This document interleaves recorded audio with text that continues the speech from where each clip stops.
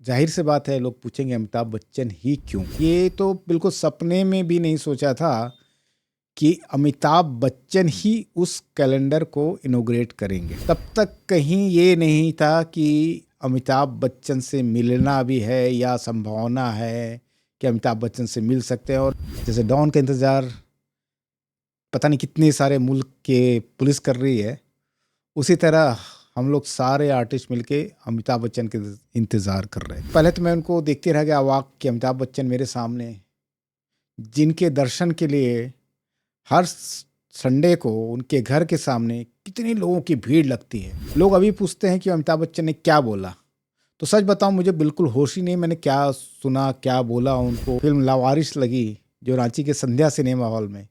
संध्या cinema hall जो रांची का बहुत ही विशेष माना जाता था, और उसमें लोग फिल्म शुरू होने से बहुत ही पहले पहुंच जाते थे और फिल्म ख़त्म होने के बाद भी बैठे रहते थे। क्यों?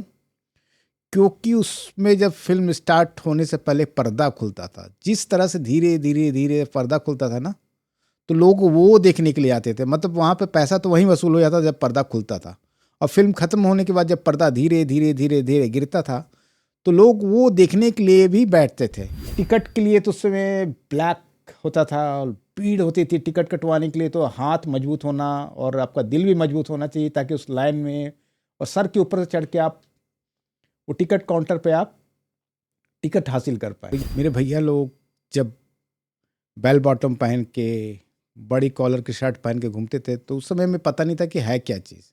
न तो हमें फैशन का पता था, ना ही फिल्मों का पता था।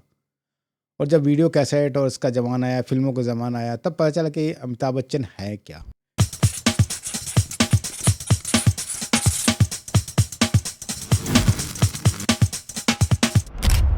कहानी कॉन्टिन्यूड के पहले एपिसोड में आपका स्वागत है।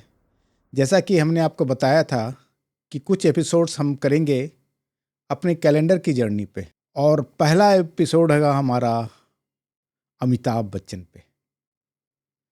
तो जाहिर सी बात है, लोग पूछेंगे अमिताभ बच्चन ही क्यों? ये सवाल मेरे मन में भी आया था। तो कैलेंडर बनाते समय मैंने फेसबुक पे एक सर्वे किया था, लोगों से पूछा था कि कैलेंडर किसका बनाया जाए। तो लोगों ने कहा कि अमिताभ बच्चन से अच्छा कोई हो सकता है क्या? तो मेरे मन में विचार आया कि अमिताभ बच्चन से अच्छा तो सच में कोई नहीं हो सकता। वो सदी के महानतम कलाकार हैं, और उनके जैसा तो सच में मैंने कुछ किसी को नहीं पाया। जिस तरह अंग्रेजी का अल्फ़ाबेट ए से और हिंदी वर्णमाला स्वर अ से शुरू होता है, तो फिल्मी दुनिया का लाइन वहीं से शुरू होता है जहाँ से अमिताभ खड़े होते हैं। तो बचपन से हम देखते आ रहे थे कि अमिताभ बच्चन का जो ऑरा है वो गज़ब का है। मेरे भैया लोग जब बेल बॉटम पहन के, बड़ी कॉलर की शर्ट पहन के घूमते थे, तो उस समय में पता नहीं था कि है क्या चीज़। न तो हमें फैशन का पता था, ना ही फिल्मों का पता था। और जब वीडियो कैसेट और इसका ज़माना आया, फिल्मों का ज़माना आया, तब पता चला कि अमिताभ बच्चन है क्या। जब मैं 4 साल का था तभी अमिताभ बच्चन की सुपरहिट फिल्म दीवार आई थी।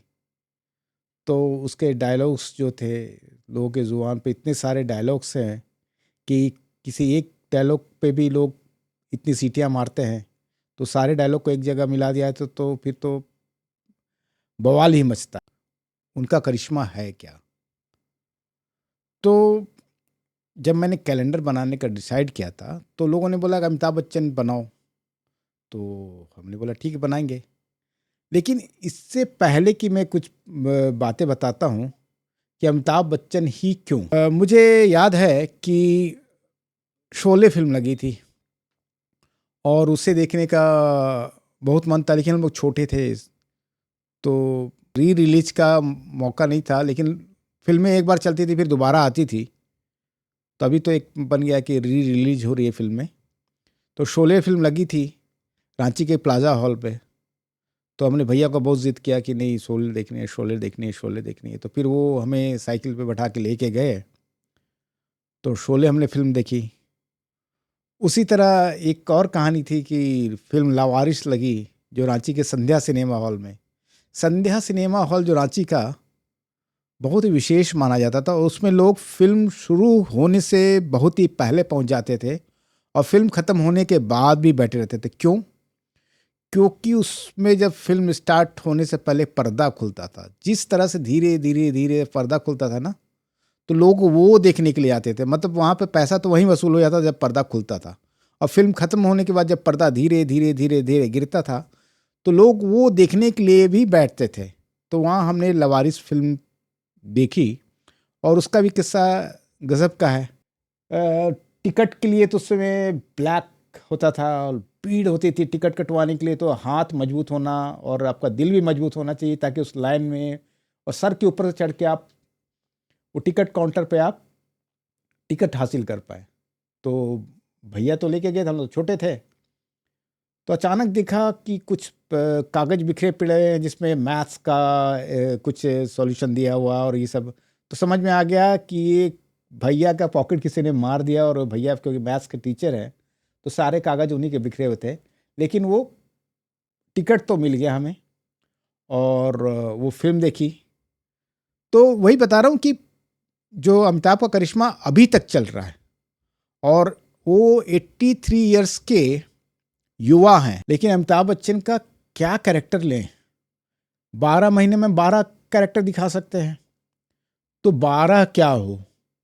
तो 12 चुनने में ही बहुत समय लगा कि किसको लिया जाए, किसको मैं अपनाऊं, किसको मैं छोड़ूं। ये आया हमारे पास। शुरुआत के जो अच्छी फिल्में थी, जैसे शोले हुआ और अमर अकबर एंथोनी हुआ, तो उसको लेते गए। और फिर हमने लास्ट जो रखा था ठग्स ऑफ हिंदुस्तान, क्योंकि उस समय आई थी। और ये कैलेंडर जो मैं बात कर रहा हूँ, ये 2019 की कैलेंडर की बात कर रहा हूँ, जो कि मेरा कैलेंडर जर्नी का पहला ही कैलेंडर था। तो मैंने सोच लिया कि चलो अमिताभ बच्चन का बनाते हैं कैलेंडर। तो अमिताभ बच्चन का मैंने कैलेंडर बनाया, लेकिन था कि अब बन तो गया, मैंने डिज़ाइन बना दिया, कैरिकेचर्स बना दिए।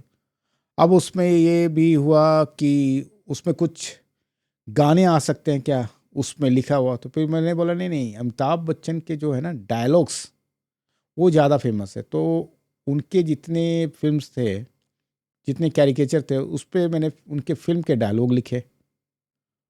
अब ये भी तैयार हो गया। अब है कि कैलेंडर है तो उसके लिए प्रिंटिंग की ज़रूरत है। हमारे नेबर्स में एक बहुत बड़े प्रिंटर रहते हैं। उनके साथ खासियत क्या है कि वो सुनते हैं बात कि क्या करना चाहिए, वो समझते हैं और सुनते हैं, और वो करके भी दिखाते हैं। और प्रिंटर के पास जाओगे तो आपको, उनके पास टाइम ही नहीं इतना कि आपकी बातें सुने कि आपको चाहिए क्या। कुछ भी आप आड़ा तिरछा मांगो तो बोले नहीं हमारे पास तो कुछ होता नहीं, हम ऐसा कर ही नहीं सकते। एक्सपेरिमेंट करने को तैयार ही नहीं होते। लेकिन हमारे जो पड़ोस में थे, उन्होंने बोला कि नहीं नहीं हम करते हैं। तो जो पहला कैलेंडर मेरा तैयार हुआ, उसकी डमी जो तैयार हुई, कि अमिताभ बच्चन की लंबाई बहुत ही ज़्यादा है, और उसके मुकाबले ये इसकी हाइट जो कैलेंडर की ना, वो कम लग रही थी। तो फिर हम लोगों ने मिलकर ये डिसाइड किया कि कैलेंडर का साइज़ थोड़ा लंबा होना चाहिए। तो ये कैलेंडर छपा, और कुछ मैंने डिजिटल प्रिंट कराए थे स्टार्टिंग में, कि चलो देखते हैं कि क्या हुआ कैलेंडर का। कैलेंडर छपने तक, उसका जब डिजिटल प्रिंट हमने निकाला, कुछ प्रिंट्स हमने निकाले, तब तक कहीं ये नहीं था कि अमिताभ बच्चन से मिलना भी है या संभावना है कि अमिताभ बच्चन से मिल सकते हैं। और ये तो बिल्कुल सपने में भी नहीं सोचा था कि अमिताभ बच्चन ही उस कैलेंडर को इनॉग्रेट करेंगे। लेकिन आप जब कोशिश करते हैं किसी फील्ड में, किसी, और अपना पूरा 100% लगाते हैं, 100 क्या 200% लगाते हैं, तो भगवान भी साथ देता है। मेरे एक मित्र हैं नागपुर में, संजय मोरे, तो एक स्कूल में पढ़ाते हैं, बहुत अच्छे कैरिकेचर आर्टिस्ट भी हैं।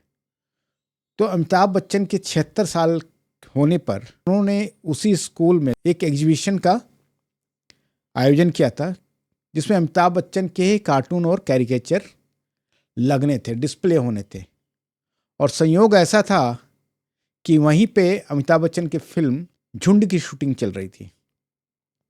तो संजय मोरे को मैंने दिया कि भाई ये मेरा भी कैरिकेचर है, तो बोला ठीक, इसको हम लगाएंगे। तो ये था नहीं कि एग्जीबिशन में अमिताभ बच्चन भी आएंगे, लेकिन थोड़ा सा एक हल्की सी उम्मीद थी कि उस एग्जीबिशन में अमिताभ बच्चन देखने आ सकते हैं। तो एग्जीबिशन लगा नागपुर में, तो फिर संजय भाई ने कहा कि मनोज भाई, यदि आप रिस्क ले सकते हो तो आप नागपुर आ जाओ, हो सकता है अमिताभ बच्चन एग्जीबिशन देखने आए। तो वही, नो रिस्क नो गेन। तो मैंने फ़्लाइट की टिकट कटाई और 3 जनवरी 2019 को मैं वहाँ नागपुर पहुँच गया। तो नागपुर पहुँचने के बाद मैं सोचता रहा कि पता नहीं कल क्या होगा। तो मैंने बोला कुछ भी हो, कल क्या होगा नहीं पता, अमिताभ बच्चन आएंगे कि नहीं आएंगे, लेकिन एक एग्जीबिशन तो लगा, इतने सारे आर्टिस्ट इकट्ठे हुए हैं तो लोग आपस में मिल तो लेंगे। किसी तरह हमने रात गुजारी और सुबह सब तैयार हुए कि चलो एग्जीबिशन में चलते हैं। तो वहाँ गए, फिर झुंड की शूटिंग चली रही थी, तो एक ब्रेक हुआ उनकी शूटिंग में। तो पता चला कि अमिताभ बच्चन 5 मिनट के लिए आएंगे वो एग्जीबिशन देखने के लिए। तो हमारी खुशी का ठिकाना ना रहा कि 5 मिनट के लिए आएंगे, कम से कम उनकी झलक तो दिख जाएगी। तो उनका इंतज़ार, जैसे डॉन का इंतज़ार पता नहीं कितने सारे मुल्क के पुलिस कर रही है, उसी तरह हम लोग सारे आर्टिस्ट मिलके अमिताभ बच्चन के इंतज़ार कर रहे थे। फिर कुछ देर के इंतज़ार के बाद अचानक एक लंबा चौड़ा शख्स सबके सामने आ रहा है। हम लोग तो बस उनको देखते ही रह गए। और फिर उन्होंने बड़ी सभ्यता और सहजता के साथ सारे आर्टिस्ट से मुलाकात की और एक एक करके वो सारे कैरिकेचर्स जो एग्जीबिशन में लगे थे, कार्टून्स जो उनके लगे थे, उनको निहारते गए। और ये हाल हो गया कि वो 5 मिनट के लिए आए थे, उनको इतना अच्छा लगा कि वो एग्जीबिशन में वो आधा घंटा रह गए। तो वो सारे आर्टिस्ट से मिलते मिलते मेरे पास भी आए और मेरे पास जो था, मेरे पास क्या है, तो मेरे पास एक कैलेंडर था उनका, जो अमिताभ बच्चन का मैं लेके गया था। तो पहले तो मैं उनको देखते रह गया अवाक कि अमिताभ बच्चन मेरे सामने, जिनके दर्शन के लिए हर संडे को उनके घर के सामने कितने लोगों की भीड़ लगती है। अकेले वही एक फिल्म स्टार हैं जिनके यहाँ हर संडे को भीड़ लगती है। बाकी जितने भी स्टार हैं उनके यहाँ उनके बर्थडे पे लगेगी या कोई मौका होगा तब लगेगी, लेकिन अमिताभ बच्चन ही ऐसे है, कितने सालों से उनके यहाँ हर संडे को लोग आते हैं। जब वो नहीं भी रहते हैं तब भी लोग आते हैं, और लेकिन वो जब रहते हैं तो ज़रूर सबसे मिलते हैं। तो हमने सोचा नहीं था कि अमिताभ बच्चन को कभी हम लोग देखेंगे भी, और मुलाकात की बात तो छोड़ दो, एक झलक देखने के बाद उनसे बात करने की बात भी कभी सोची नहीं थी। तो अमिताभ बच्चन आए, मिले, और फिर मैंने उनको कैलेंडर के बारे में बताया कि आप मेरे उसके पीछे सोच क्या है, ये कैलेंडर मैंने क्यों बनाया। और वो एक एक करके सारा वो उन्होंने सारा कैलेंडर का देखा, कैरेक्टर्स अपने देखे, तो बड़ा खुश हुए वो कैलेंडर को देख के। लोग अभी पूछते हैं कि अमिताभ बच्चन ने क्या बोला, तो सच बताऊं मुझे बिल्कुल होश ही नहीं मैंने क्या सुना, क्या बोला उनको। वो तो म्यूट हो गए मैं तो, और क्या चीज़ था वो तो मेरे एडिट ही हो गया, मेरे दिमाग से ही एडिट हो गया कि उन्होंने क्या बोला और मैंने उनको क्या कहा। तो वो कैलेंडर रिलीज होने के बाद मैं फिर वापस दिल्ली आया। फिर उस कैलेंडर को मैंने अपने दोस्तों में और अब उनके फिल्म स्टार अमिताभ बच्चन के चाहने वालों को मैंने उसको गिफ्ट दिया। एक कैलेंडर के और प्रिंट निकाले, और मेरे कैलेंडर की बात ये होती है कि मैं इसको कॉमर्शियल पर्पस से नहीं बनाता हूँ। ये केवल उस स्टार्स के फ़ैन के लिए होता है, या मेरे कैरिकेचर्स को जो पसंद करते हैं, मेरे दोस्त यार परिवार जो भी हैं, उनके लिए मैं एक लिमिटेड एडिशन बनाता हूँ। तो अमिताभ बच्चन के कैलेंडर से ही मेरी कैलेंडर की जर्नी स्टार्ट हुई, और लोग मुझे जो हिंदुस्तान टाइम्स के कार्टूनिस्ट के नाम से जानते थे, वो धीरे धीरे मुझे कैलेंडर वाला मनोज भी जानने लगे। तो ये रही अमिताभ बच्चन के कैलेंडर की कहानी। और जैसा मैंने बताया है कि इसमें और भी एपिसोड्स होंगे कैलेंडर्स वाले। तो अगला स्टार भी हमारा ए से ही है। तो आप इंतज़ार कीजिए कि अगला स्टार कौन है। उनके कैलेंडर की जर्नी को मैं बताऊंगा, और कैलेंडर की जर्नी जैसे ख़त्म होगी उसके बाद हम अपनी कहानी कंटिन्यूड में गेस्ट को ही बुलाना स्टार्ट करेंगे, और गेस्ट जो अचीवर्स होंगे उनसे आप रूबरू होते रहेंगे। तो हमारे साथ बने रहिए। धन्यवाद।